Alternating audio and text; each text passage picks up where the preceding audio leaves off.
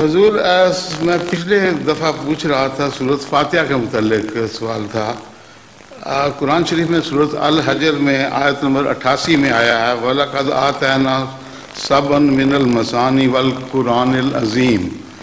حضور یہ واو کا لفظ ڈالا ہوا ہے، اس کے میں نے تفسیر صغیر سے میں یہ ہیں کہ ہم نے یقیناً تجھے ساتھ دہرائی جانے والی آیات اور بہت بڑی عظمت والا قرآن دیا ہے.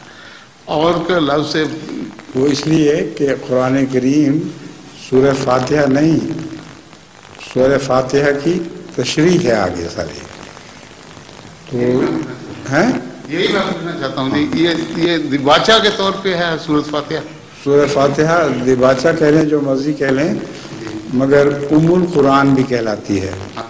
یعنی اس میں سارے قرآن کریم کا خلاصہ درج ہے، اور قرآن اس کی تفصیل یا تفسیر ہے. جی ٹھیک ہے جی. پھر حضور میں یہ پوچھنا چاہتا تھا کہ یہ دباچہ کے طور پہ دباچہ، پھر آپ کو یہ لگے جی آپ کو دباچہ لفظ پسند ہے تو استعمال کر لیں بھی شاید. میں نے جو سمجھانا تھا سمجھا دیا. جی جزاک اللہ حضور.